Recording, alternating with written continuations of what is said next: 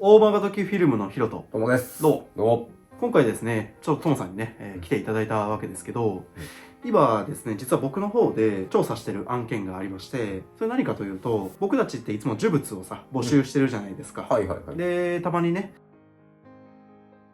イベントで皆さんにお見せしたりっていうのがあるわけですけど、実は僕一人で、とある案件に対応していたんですよ。っていうのもね、呪物を譲りたいっていう方が DM をいただいたんですけど、その方っていうのが取りに来てくれと、その呪物を実際も行ってきたんですよ。でそこも実は動画に撮っていて、で呪物をいただいて、でそれで持って帰るっていうところまで動画を撮っていたんだけど、実はちょっとどこまで動画になってるか定かではないんだけど、もともとはただ呪物を取りに行って、これがそれでその呪物ですかと、分かりました、じゃあこれ持ち帰って検証しますねっていう風で終わろうと思っていたんですけれども、ちょっとね、雲行きが変わったというか、そんな単純な話じゃなくなってきちゃっていて、僕一人では抱えきれない状況になってきてしまったんで、でね、今回トモさんと T さんにも来てもらったんだけど、当然その呪物のせいで今自分の部屋、家に女性の霊がいるんだ、足音や話し声がするから、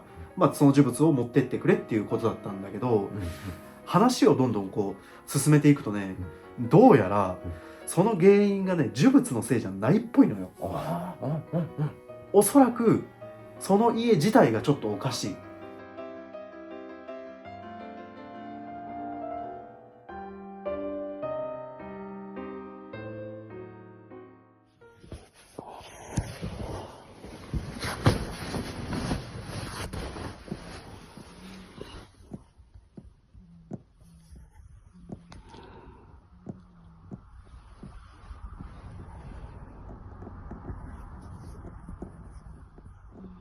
この音聞こえますか？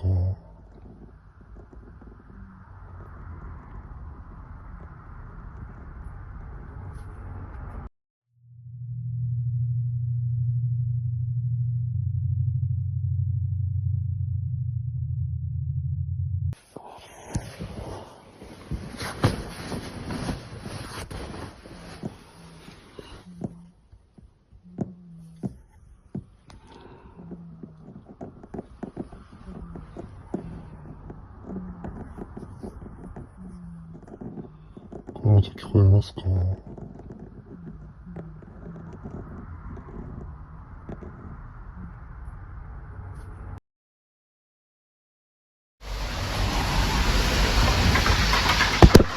あ、こんにちは。ちょっと上がってもらっていいですか？そうですね。ちょっと詳しくお話を。はい、お願いします。お邪魔します。前回動画を送っていただいた声とかってやっぱこの部屋から聞こえた感じですか？それともこの家のまた別の場所からでした？動画を見る限りはこの神棚のあたりを映してたように見えるんですけど。この部屋っていうより上の方ですかね、やっぱ。おそらくその家自体がちょっとおかしい。ただいつもと違うのはさ、僕たちよく、古民家検証するのってさ、空き家じゃん。でしょ、空き家が多くて誰もいないところに行くんだけど、今現在そのお譲りいただいた方、服部さんっていう方なんだけど、服部さん住まわれてんのよ。でね、ちょっと複雑なのが、誤解を恐れずに言うと、服部さんちょっと変わってる方なのよ。いや、話を聞くとね、なんかそんな感じがするんですけど。そう。2人にはね、もっと具体的に話はしてるんだけど、で僕も服部さんに直接変わってますねって言ってるから、別にこれは失礼でも何でもないんだけど、これ呪物じゃなくて服部さんの今のお住まいじゃないですかっていうことを僕直接言いに行ってるんですよ。またこんなすぐお会いするとは。そうですね。いやー、人形のせいだと思ったんですけど。そうですね、ちょっと状況変わってきちゃいましたよね。そうですね、人形もないので。あの人形を預かる前から声だとか音だとか怪奇現象みたいなものが聞こえてたってことですよね。認めたくはないんですけど、そうですね。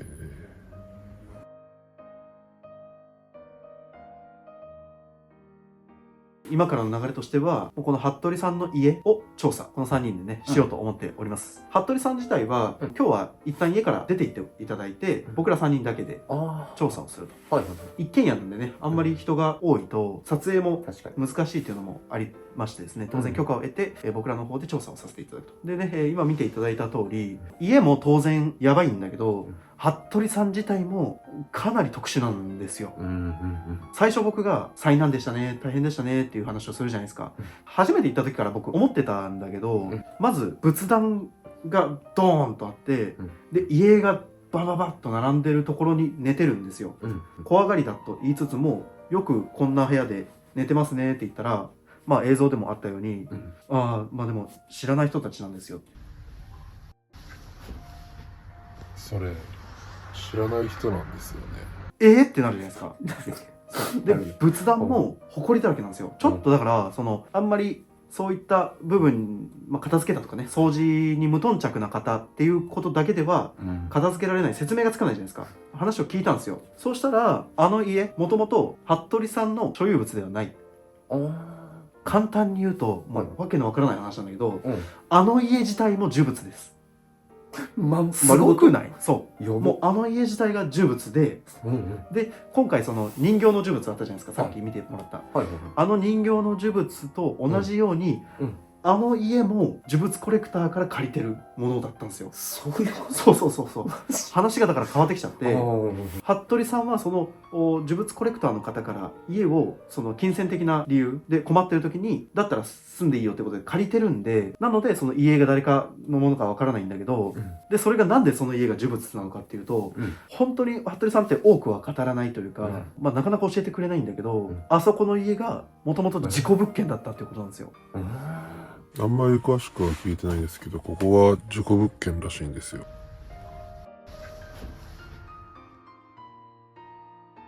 展開がすごいですね。複雑ってことですね。そう。まあ僕もちょっとびっくりして、どんな事故物件なのかっていろいろ聞くじゃないですか。ただやっぱ服部さんって怖いの苦手なんですよ。だからそこは聞いてないって言うんですよ。事故物件であるということだけは聞いて、で借りてる。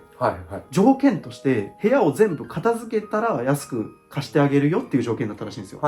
で服部さんは他に住むところがなくて、前の物件も金に困って退去したっていうことがあったみたいだから、背に腹は変えられないということでその条件を飲んで借りたんだけど、片付けずに住んでいらっしゃるんですよ。まあ本当は片付けてから住めって言われたんですけどね。だから結構乱雑だったじゃないですか、部屋の中が。もともとあの状態だったそうです。でそこに住んでるっていう。わかるかなこれね。いやでもすごいことですよ。そうだからまあその詳細はちょっとまだ僕もわかんないんですけど、事故物件があります。でその事故物件を普通だったら片付けるじゃないですか。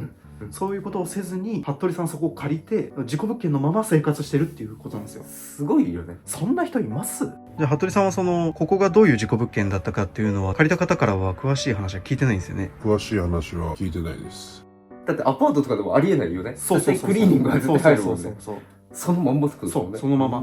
だから家の方たちも誰か知らないんですよ。でそれで詳しいことを知らないっていうので、よろしければ元々の所有者の方、あの家の所有者の方から話を伺えませんかっていうことを聞いたんですよ。で直接僕が連絡をその方にして、遠方の方だったんですけど、実は僕直接会ってきたんですよ。今服部さんが住む家に一体何が起きたのか、なぜ事故物件になってしまったのかっていうのを聞いてきたんですよね。ただそれも普通じゃないんですよ。かなり異様です。わかりました。じゃあちょっとここら辺も含めて一度調査させていただきますんで。わかりました。またじゃあ調査日だとかわかりましたらまた連絡しますんで。じゃあ今日はこれでありがとうございました。ありがとうございました。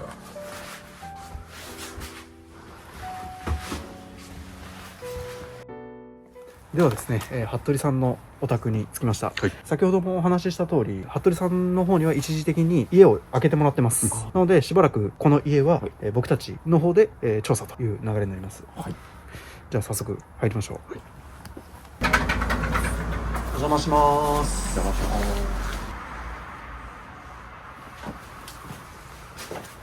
失礼します。先ほどお伝えしたように、この家で僕たちだけでね、基本的には何か起きるまで検証と。ちなみに、これ今誰もいない状態？今誰もいない。今回ね、いつもと大きく違う点は、皆さんも当然ご存知の通り、服部さんまだ住んでるんですよ。まるでね、もう本当に誰も住んでいない、いわゆる空き家、いわくつきの空き家かのような現象がもう起きていると。本当くまなく検証をして全貌を明らかにしてくれということだったので、じゃあ早速。まずじゃあちょっとこっち。ここですね。本当に謎なんですけど、服部さんはね、この奥の部屋で寝ているわけですね、いつも。ただ見てもらったら分かるんだけど、蒸気を逸した状態の部屋になってる。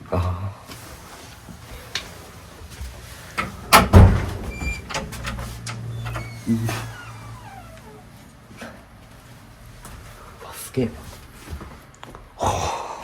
ゴミがちょっとあるっていうのは、まあ一旦さておき、まずこの家、服部さん曰く、まあ誰の家か知らないということなんだよね。マジか。で、じゃあ誰の家なんだっていうことなんですけれども、で実際のこのね、所有者の方、僕、服部さんからお聞きして、この家がもともとどんな家だったかっていうのは、まあ、聞いてきてますんでね。それもちょっと説明、途中入れながら進んでいきます。はい。やばい家ではあるのよ。ただまあ、服部さんが今現在も住んでるから、まあどういう状況なんだろうなっていうのはありつつなんだけど、まずこの家の方々を誰か服部さんは知らない。で、その理由っていうのが、もともと服部さんはね、この家っていうのを知り合いを通じて借りたんだよね。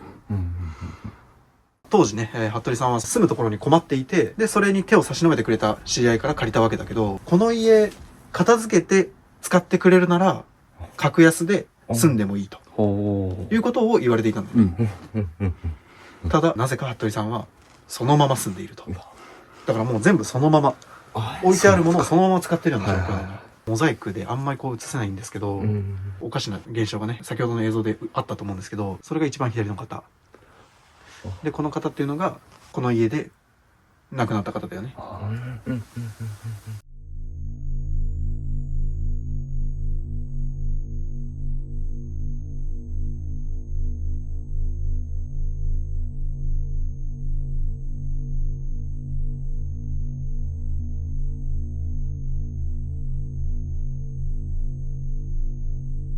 わかりました。じゃあちょっとここら辺も含めて一度調査させていただきますんで。わかりました。はい。またじゃあ調査日だとかわかりましたらまた連絡しますんで。じゃあ今日はこれでありがとうございました。ありがとうございました。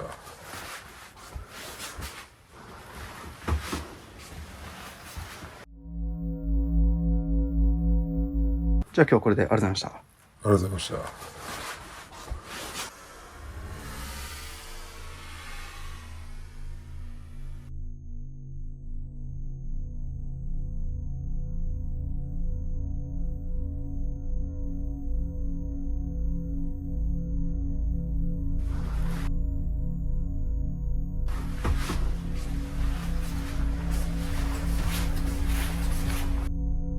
知らない人なんですよね。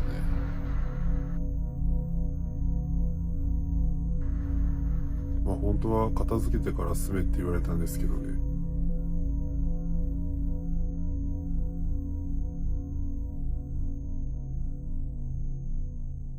おかしな現象がね、先ほどの映像であったと思うんですけど、それが一番左の方。で、この方っていうのが、この家で亡くなった方だよね。まあ、ここにね、仏壇があるわけですけど、いつからそのままなんだろうっていう状態なんですね。ね。もう枯れちゃってるもんね。だから服部さんがここに来てからの状態ずっと。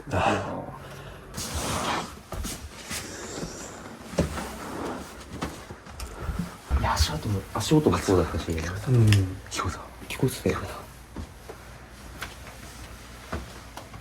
ちょっとね、僕もこうキッチン見るの初めてなんだけど、でこのキッチン全て当時のままだそうです。そうなんだ。その中で生活してる服部さんすごいんだけど、もともと使ってたってことだよね、そのなんか方たちが。それを聞くとちょっと思うのはさ、なんで平気なんだろうっていう。そうだ、それは思う。それはすごい思う。ちょっとなんか蒸気を逸した人にはそういった念のようなものがもしかしたら通用しないのでは。確かに。うわぁ、でもすごいな。じゃあもうこういうコップとかもそのままらしい。本当に服部さん曰く全部もう動かしてない。もう借りたまんまだそうです。豆腐を。ってことはこういうタオルとかわからないけどね。でも基本的には全てそのままっていうことで、もしかしたら本当にこういうタオルもそのまま残ったものを使ってる可能性もある。うわ、怖いね。なんかお湯若干張ってあるよね。ちょっとね、僕もそこまではっきり全部聞いているわけではないので、まあ、何を使って何を使ってないかっていうのは定かではないんだけど、これはまあトイレか、トイレは比較的綺麗と、でこれリビングね。自分の部屋とここを主に使ってるみたいだけど、だから洗濯物もめちゃくちゃ違和感あるの気づきます？これ女性物だよね。ああ、本当だ本当だ。いや、明らかにちっちゃいね。確かに。そうだから洗濯物もこれそういうこと。どれが服部さんのでどれが全住人のものなのかっていうのが分からないよね。ちょっとやばすぎるというか、すごくないですか？確かにそうだ。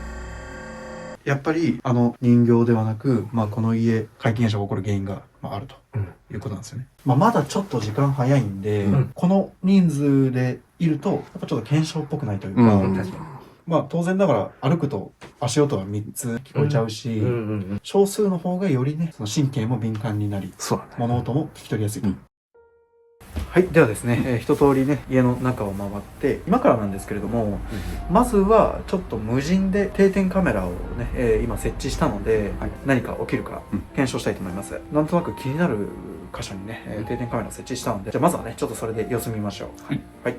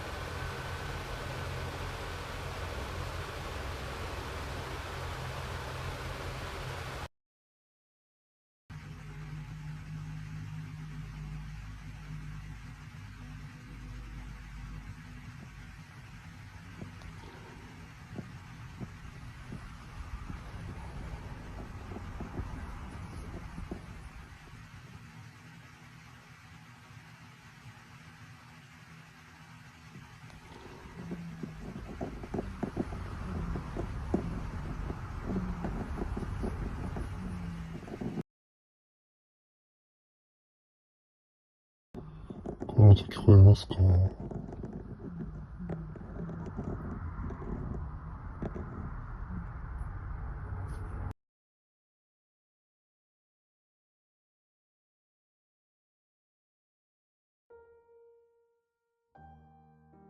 大誠フィルムのヒロト。どうもです。はい。今日はね、ちょっと2人なんですけれども、服部さんです。はい。服部さんで、進展がありまして、前回ね、僕たち3人で調査に行って、3人で行ったはいいものの、なんかちょっとやっぱ3人だと、どうしてもバタバタしちゃってて、なかなか調査という感じではなく、そうだね。そう。まあ、あと、やっぱ前回はですね、タイムリミットがあったわけですよね。1 1時間だけ服部さんが席を外してくれるというか、家を開けてくれるっていう条件だったんで、なかなかしっかりした調査もできなかったと。確かに。ただ、今ね、見ていただいたように、なんというか声らしきものとか、定点の方にも違和感あったシーンあったと思います。まあ、やばかったですよ、実際。そう。それで、まあ、今回ね、動画を撮るに至った一番大きな理由なんですけど、進展がございまして、ちょっと前の話なんで、改めてなんですけど、もともと服部さんはあの家を山下さんから借りたと。で、その時の条件として、ここは事故物件ですよ。今、物がすごくごちゃごちゃそのままの状態であるんだけれども、それを全て服部さんが綺麗に片付けてくれるんであれば、格安の条件で貸しますよっていうことを提案した。で、服部さんは分かりましたと。それを受けて、片付けずに住んでる。っていう家でしたね。そうなんですね。そう。驚きの情報なんだけど、前回お話しした中では、家のとある、お一方が最後まで住んでいたっていうことですよね。結局、その方っていうのはさ、最後の住人だったわけじゃないですか。で、やっぱり、その後、誰も入ってないし、で、当然山下さんも入ってないし、誰も、それ以外に、なんというか、身内の方っていうのは、誰もやっぱいなかったそうなんですよ。わかります？どういうことかというと、誰もいないんですよ。最後に住んでいた方が、家の方なんですよ。なんで家があるのか。なんで、仏壇に位牌があるのか。もうそうすると可能性としてはもう一つしかなくて、もう最後の一人になってしまったと。自分がね、そのおばあさんと二人で住んでいて一人になってしまって、やっぱりどう考えても自分で家を作って、自分で位牌を作って自ら命を絶ってしまったとしか考えられないんですよ。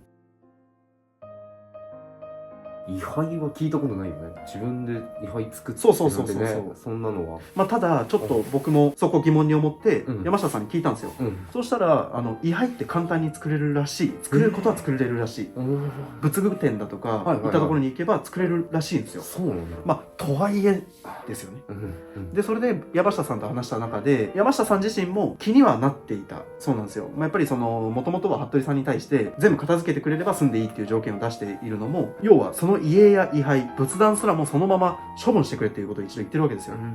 そこにすごく罪悪感というか残ってたものがあったらしくて、で今回なんですけど、僕の方でちょっと思ったのが、本来なんというかすべきことをされていないものですよね、もう完全に。そうだね。で僕らの経験則から言ってもやっぱりそういったものが原因となって、まあ、今回のような怪奇現象が起こる結果となっているんではないかっていうのはやっぱ思うわけですよ。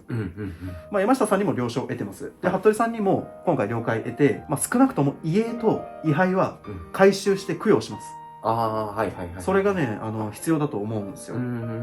当然それをしたからといって家で怪奇現象が、まあ、なくなるということはないかもしれないんですけど、まずやるべきことはそれなんじゃないかなというふうに思うんですね。と同時に服部さんにはですね、まあ、取材協力費として、まあ、ささやかではありますけれども、まあ、お払いの費用ぐらいは、ねお渡しすべきではないかというふうに思うんですよ。家と位牌を回収しに行こうかと思っております。でしかるべき供養をこちらでさせていただくということですね。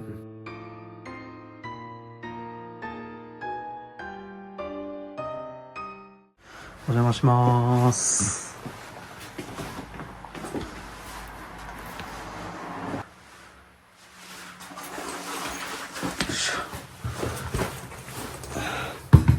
はい、ではね、今から僕一人でこの家調査していきたいと思います。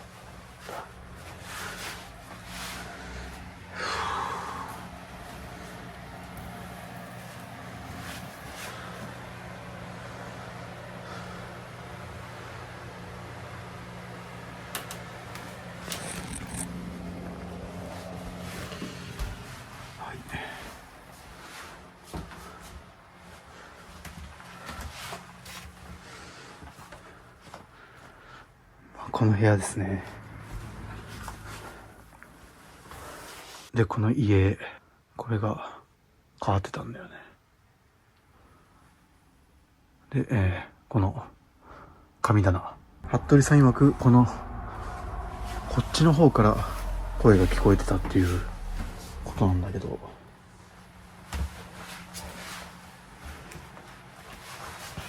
ちょっとくるりと回ってみようか。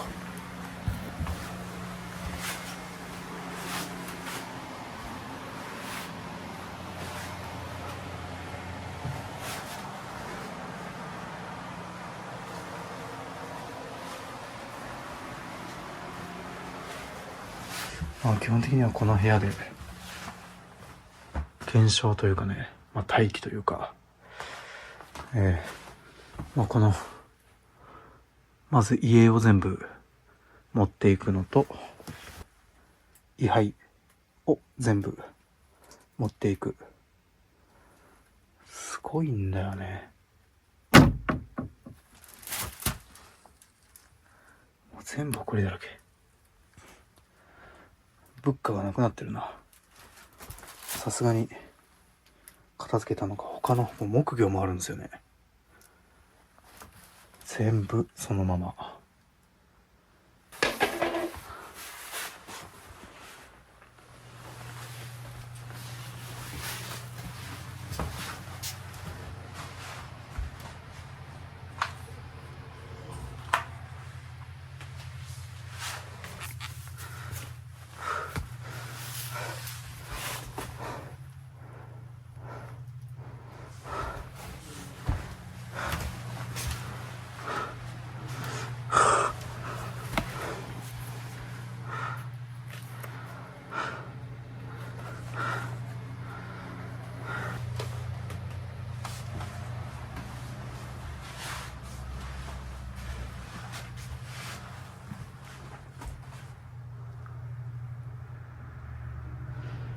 とりあえずじゃあちょっと回収していきましょうか。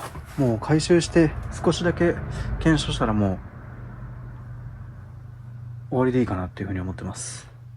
ちょっと布団の上に乗らせてもらおうか。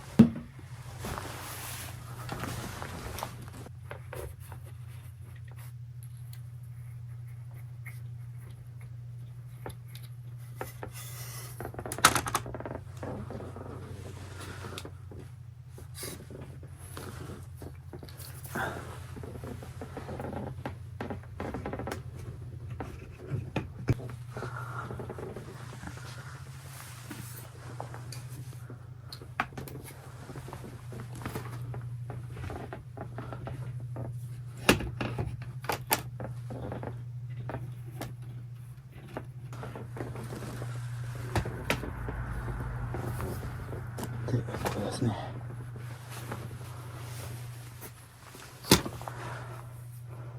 自分で家を、飾って、自分で位牌を作って飾った。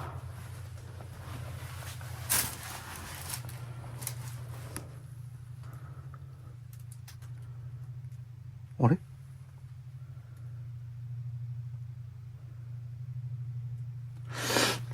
位牌が3つしかない。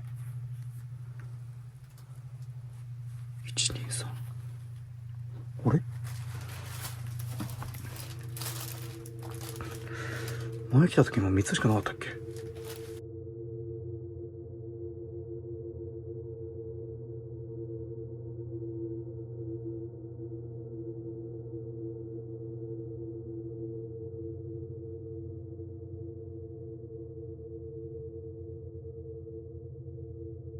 ここを貸した山下さん曰く位牌は4つっていう話でしたけど、3つしかないですね。ちょっと聞いてみます。ちょっと今確認したんですけど、確実に位牌も4つあるはずだってこと言ってますね。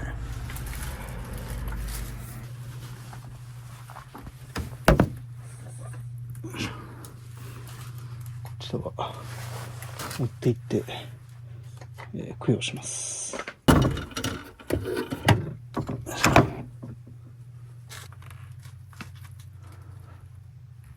あ、でもここに置いてあった形跡あるな。ちょっと探すか。まあ、探すって言ってもな、途方もない。あったあったあったあったあった。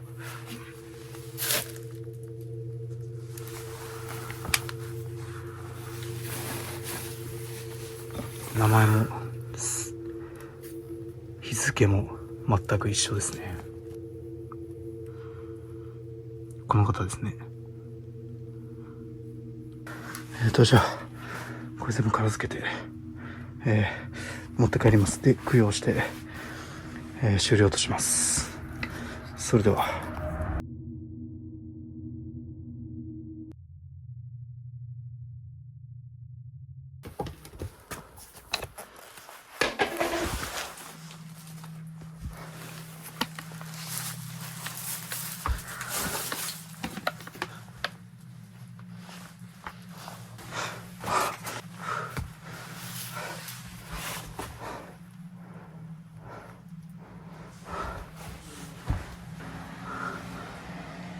帰ろう。よし。ちょっと、じゃあ、これ全部片付けて、持って帰ります。で、供養して、終了とします。それでは。